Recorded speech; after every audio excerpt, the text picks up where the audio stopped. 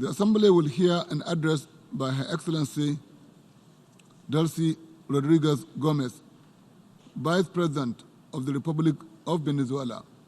May I request protocol to escort Her Excellency.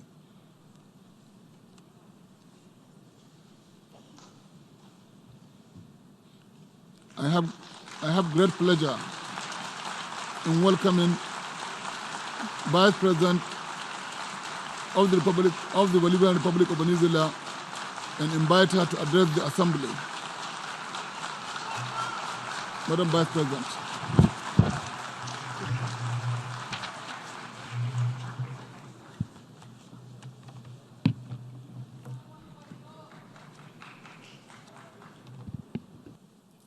Muy buenas tardes. A very good afternoon to the distinguished General Assembly of the United Nations Organization. Respectful greetings to the President of the General Assembly, and greetings too to all the heads of delegation, men and women, who are in this sacred hall, a hall that is sacred for international law. I come on behalf of the only Venezuela, dignified Venezuela, brave Venezuela, she who kneels to no foreign power, no imperial power. I bring greetings from President Nicolás Maduro and the Venezuelan people to this General Assembly.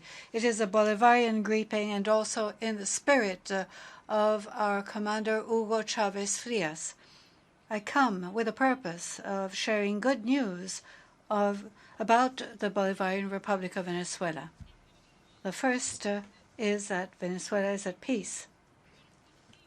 To this bore first-hand witness the 120 delegations which recently participated in the Non-Aligned Countries Summit in Caracas.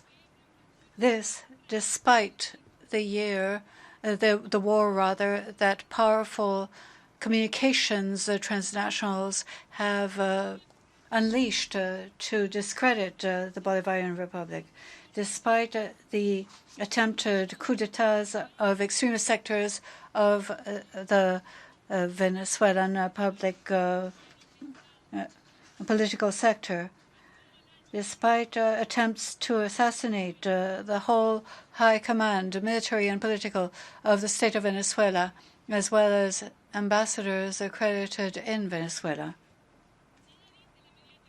The world media says nothing, and this is why I hail this space where we people speak to each other when we have no power to access that machinery, which is exclusively at the service of the world hegemonic power and its satellites. The world media says nothing about the social protection system which exists in Venezuela and which, with no distinction whatsoever, covers almost 19 million Venezuelan women and men. This model of inclusion, justice, and social protection has been set as an objective to be destroyed by the government of the United States of America. This is the real threat to its model of capitalist supremacy. The Bolivarian model is intrinsically against the Monroe Doctrine and tries to show the whole world that we are nothing but the backyard of the United States of America. And in our extraordinary social programs, we highlight the 2030 Agenda as the path to be taken by this organization. In this house of the international community, we develop shared cooperation mechanisms in order to deal with the urgent need to preserve the environment which has been affected by the devastating capitalist model. We express our solidarity to the kindred Caribbean people of Bahamas, a victim of the ravages of climate change. And as a country of the Amazon, we raise our voices against the barbarous commercialization of the Amazon, led by the President of Brazil, Jair Bolsonaro, who has used his extremist ideology to attack our natural lung. We proclaim the rights of nature as an essential banner of all nations. We also come to this organization to respond to the urgent need to fight poverty and inequality. 26 individuals hold the same wealth as the 3.8 billion poorest people in the world. We agree with the Secretary General of this organization, Antonio Guterres, when he calls on nations to come here with specific actions and not with flowery speeches. And I would say not to come with lies and speeches which are nothing but lies to the entire General Assembly. The point, dear Secretary General, is how to achieve these laudable commitments with an international community that has been seriously affected in its multilateral and legal structure. I wish to dwell in particular on the unilateral, coercive, and illegal measures to which millions of people in the world are subjected. These measures are a use of force which is prohibited by the Charter of the United Nations and international law, an attack on peace and security, and a massive violation of human rights. Between 2015 and 2019, the government of the United States adopted over 350 unilateral coercive measures against the Bolivarian Republic of Venezuela. These measures include the illicit appropriation of all of our assets and wealth outside the country, total financial and trade blockade, which affects health, education, and nutrition, mostly focused on strangling the Venezuelan economy in order to bring our people to their knees. I have been asked to speak slowly in order to facilitate interpretation. Greetings to the interpreters. I wish to share with this General Assembly terrifying data on the dimension of these unilateral coercive measures as compared to conventional wars. It is well known that the use of armed force by the U.S. industrial military complex is a business. The last 3 presidents of the United States increased illegal bombings, thus violating the Charter of the United Nations without any authorization from the Security Council. During the period between 2001 and 2009, President George Bush launched 70,000 bombs. This is an average of 24 a day. From the period between 2009 and 2017, under the leadership of President Barack Obama, the government of the United States launched 100,000 bombs, a daily average of 34. During the most recent mandate of Donald Trump, 44,096 bombs were launched, which broke the record with an average of 121 a day. These bombs have led to suffering of the civilian population, indiscriminately affecting children, adults, and seniors. However, there is a new kind of terrorism, state terrorism, which hovers over states. It no longer calls for the use of bombs. It is conducted by insurance companies with a press of a single digital button. The United States uses the dominance of the dollar as the international reserve currency. The Treasury Department is the economic Pentagon, militarizing international relations and punishing millions of innocent people to enforce doctrines of regime change and to steal the resources of nations. The existence of these measures show that the international legal order has disappeared. Venezuela has become the best evil experiment against multilateralism. Economic terrorism against Venezuela has caused a 9-fold drop in its income.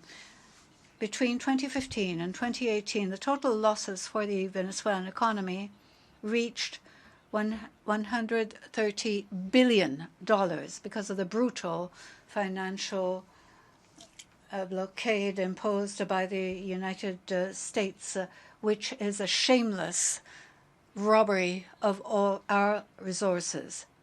But it's not simply confined to Venezuela. The supremacist hatred of the government of Donald Trump has flexed its imperialist claws against our kindred revolution in Cuba with a brutal extension of these unilateral coercive measures. Cuba will never surrender. The Cuba of Fidel will never submit to any imperial pressure. Over 5 decades have gone by resisting the economic blockade. What more do they need to become aware that this is never the way in which they will defeat the Marxist revolution? They intend to inflict the same fate on Nicaragua. 3 nations of this continent, 3 revolutions, the Marxist, the Sandinista, and the Bolivarian revolutions are being opposed. This government judges us.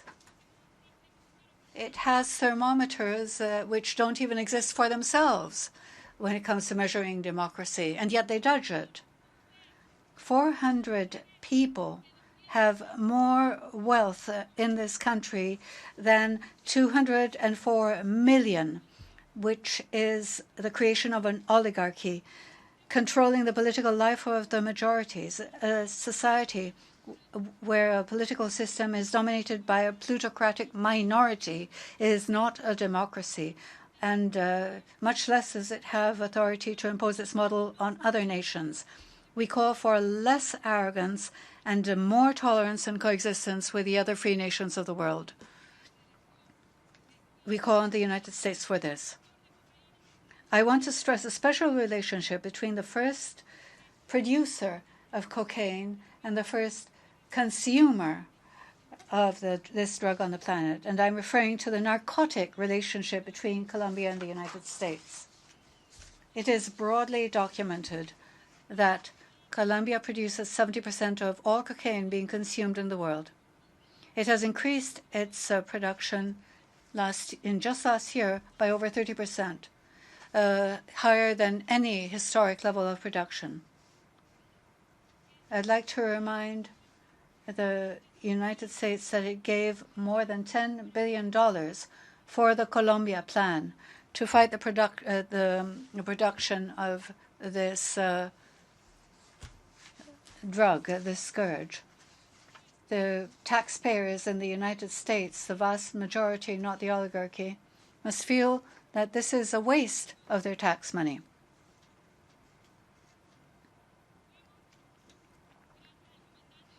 Thanks to Commander Hugo Chavez and President Nicolás Maduro, we supported, as a country, the peace agreements which received the blessing of this organization and the world publicity machine. Today, in a single blow, President Ivan Duque is noisily celebrating the non-compliance with these peace agreements. Since the signing of the peace agreements, the United Nations has seen and reported the killing of 123 former combatants. In just last year, last year, over 700 killings and forced disappearances of social leaders in our sister Republic of Colombia have taken place. Just in Venezuela, there are almost 6 million Colombian brothers and sisters in exile, but this will never be mentioned in the mass media, which are at the service of the world hegemonic power. 2 days ago, I'm stopping for a moment here because, as I was saying, just 2 days ago, the President of Colombia came before this worthy General Assembly to lie about Venezuela. And he brought a series of material which he said was evidence that in Venezuela we are harboring Colombian irregulars.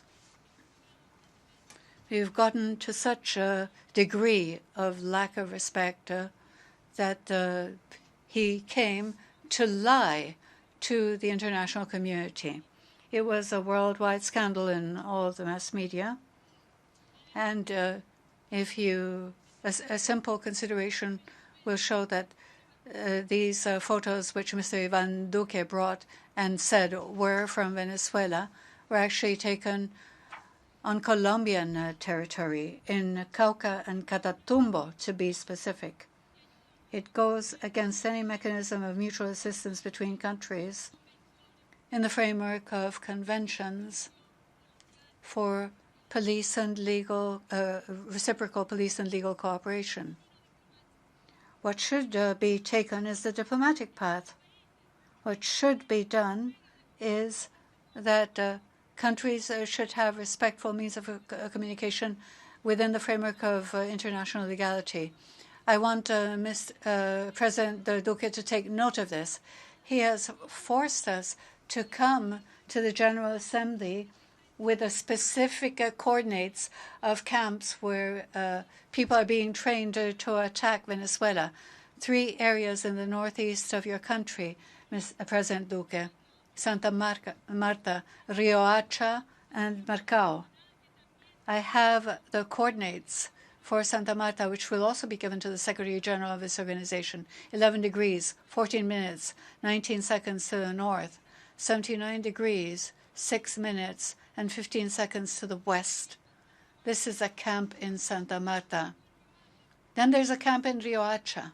The coordinates are 11 degrees, 32 minutes, 3 seconds, north. 75 degrees, 25 minutes, and 14 seconds west. The camp in Maicao, the coordinates are 11 degrees, 22 minutes, and 39 seconds north. 72 degrees, 13 minutes, and 58 seconds west.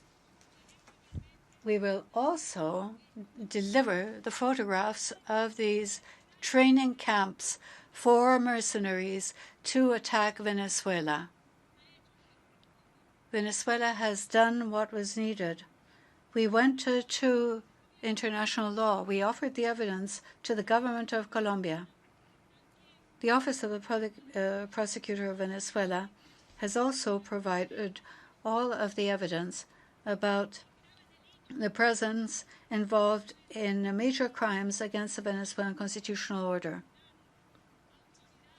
The authors of terrorist acts who attempted to assassinate the President of the Republic, President Nicolás Maduro. What was the official response of the government of Colombia? It was to give asylum to these people who were being sought by the Venezuelan security forces as an open violation of Resolution 1373 of the Security Council. It's a very bad joke, but President Duque is also a bad liar. Not even 48 hours had passed. The truth came to light. Venezuela guarantees the integrity of its territory. We have never allowed it to be used to attack a brother country. I say this with full responsibility. The United States and its regional satellites from Colombia are preparing to attack Venezuela, putting the security and stability of this continent at risk. President Maduro was already warning in 2015 what was on the horizon when President Barack Obama adopted the infamous executive order considering Venezuela a threat to the national security and foreign policy of the United States. This precedent was the starting point of the worst exercise ever conducted by the Organization of American States, which Venezuela is no longer a part of, by approving the obsolete Treaty for Reciprocal Assistance, creating the pillars to justify armed intervention in Venezuela, led by the United States and carried out by its satellite governments. Of all of the mechanisms existing in this treaty, all have already been applied to Venezuela except for armed intervention. And this is why we have come to warn and hopefully to prevent this conflict that they wish to sow in our region. The action of many is not multilateralism. It is group unilateralism to escape from the international rule of law. All you have to do is look at the history of the OAS to realize that this unilateral action of the group ended up transforming it into one of the walking dead. In the current international situation, our organization, our shared house, is called upon to play a more proactive role in dealing with the issues that directly affect international peace and security. And I would say that one of the shameful instances is the question of Palestine. We are all in debt to the heroic people of Palestine for over 50 years. They have been denied their inalienable right to free self-determination in a free, sovereign, independent state of Palestine with East Jerusalem as its capital. We also reject any form of trade war against China. We find the illicit sanctions against Russia reprehensible.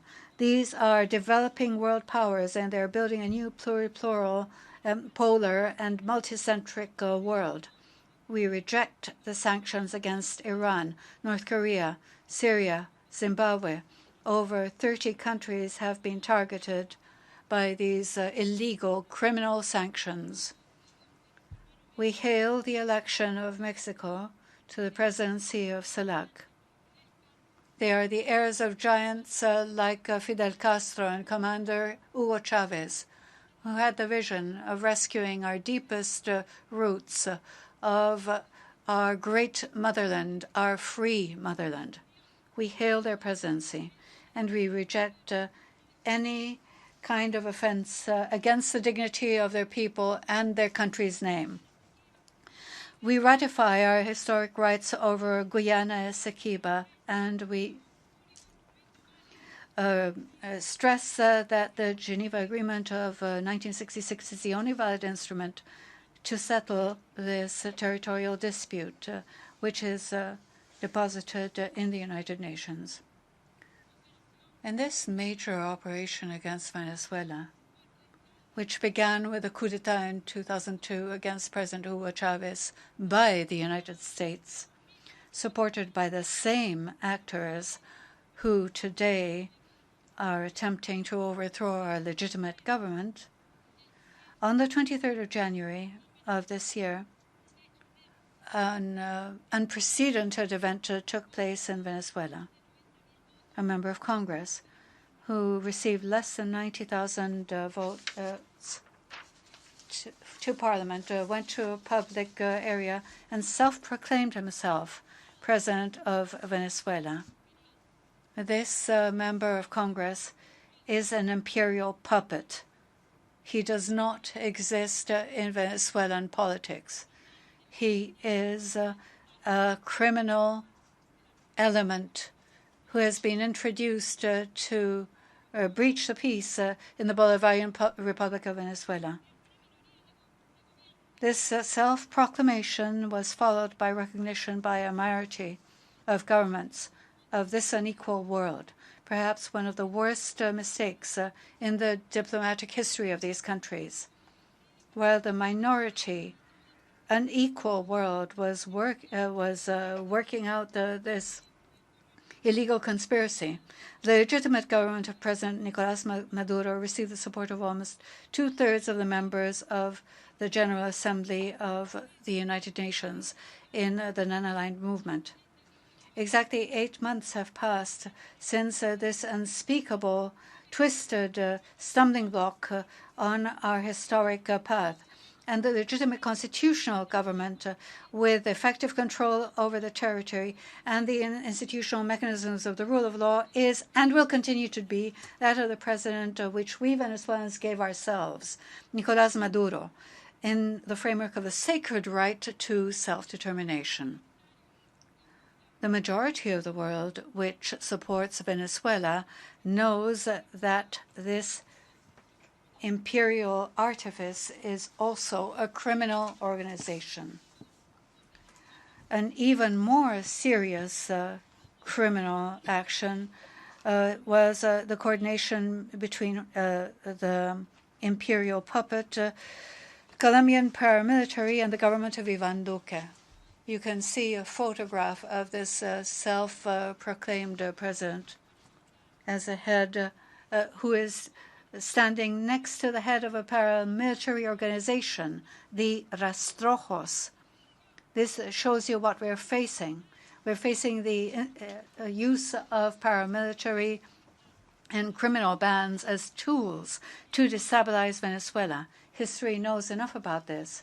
Our sister Nicaragua knows about this, when the government of the United States used the Contras to overthrow Sandinism. The countries of the Middle East know this too. They have suffered terrorist organizations which were created, armed, and financed to overthrow governments that are not within the orbit of the world hegemonic power.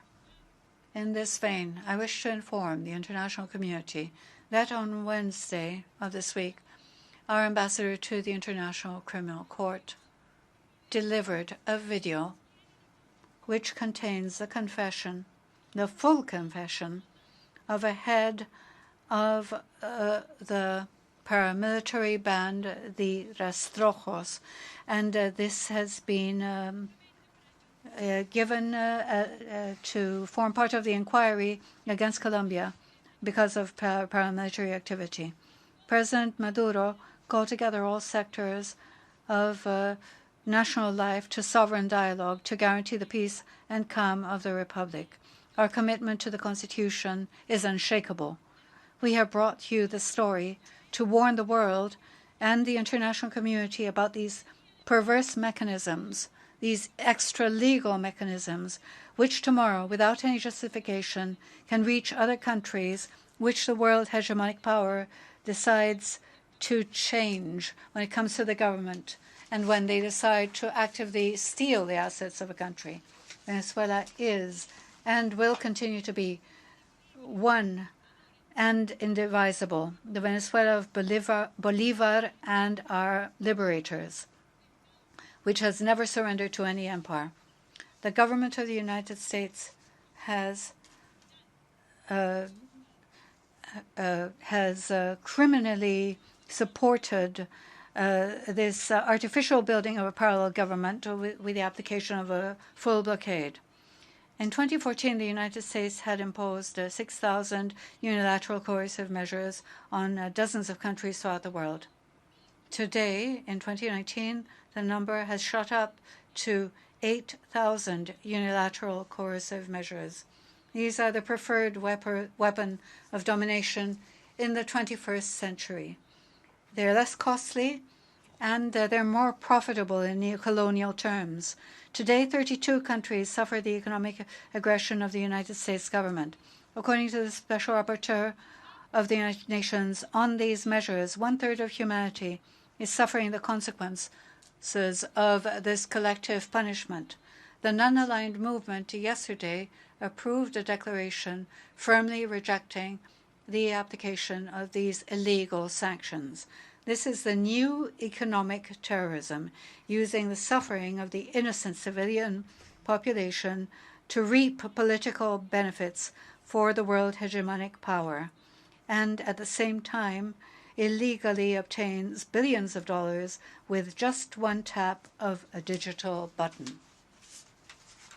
I've brought two statements which were made last year, and I will quote them. The first of them is a declaration of the Department of State of the United States. The pressure campaign against Venezuela is working.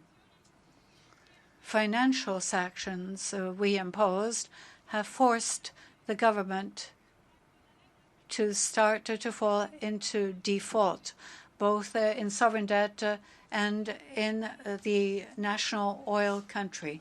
What we're seeing is a complete economic collapse in Venezuela. So our policy is working, our strategy is working, and we will keep at it. This is a criminal confession in flagrant violation of the Charter of the United Nations.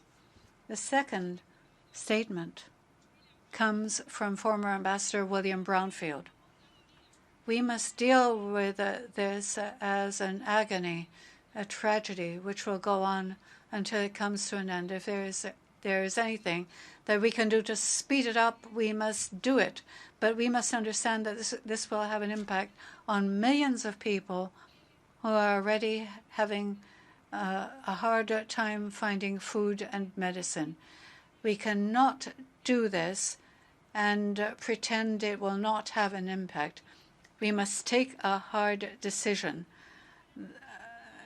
This justifies the ends. And what is the end? To defeat the Bolivarian revolution, to keep its hegemony all over the face of the earth. They attack Iran, Russia, China, the builders of a new world. It is a nefarious policy to apply the illegal, illicit doctrine of regime change. When it comes to these serious allegations, Venezuela calls for investigation of all of the heinous violations of the Charter of the United Nations by the United States. These are crimes against humanity, against Venezuela and the entire world. What are the measures we should take in order to put a stop to the abusive actions of the government of the United States, which also leads to the suffering of its own people? President Trump, your people expect true commitment to democracy and the eradication of poverty and inequality from its leaders. They expect not to be involved in any kind of war. The people of Walt Whitman is more like its poets and not like the arrogant supremacist prose that its government brazenly exhibits. The world expects an immediate course correction from the United States, and that for once and for all they subject themselves to international law and respect and care for our shared home. Almost 75 years after the foundation of the United Nations, we aspire to a vigorous and fettered organization, able to put a brake on the actions of the powers that be. Less flowery speeches, yes, and more specific, effective actions, to paraphrase the Secretary General. Let us have a common front to defend the Charter of the United Nations, its principles and purposes. The basis of this organization's existence. This is the only way of guaranteeing the survival of the human race and the harmonious legal coexistence of the community of nations. I wish to conclude by reaffirming that Venezuela is at peace and will continue to be at peace. It is cared for by a dignified, brave people. We refuse to submit. We are the infinite legacy of the sword, left to us by our liberating father, Simón Bolívar. With his spirit, we come to the world never to make space for the Santander-like oligarchic betrayal of the free peoples of our great motherland. As the poet Benedetti said, let us defend happiness as if it were a trench, as if it were a principle, as if it were a flag, as a right. With Bolivar, let us say, let us cast fear behind us and save our countries. Today we say, let us cast fear behind us and let us save the world from capitalist violence. Thank you very much.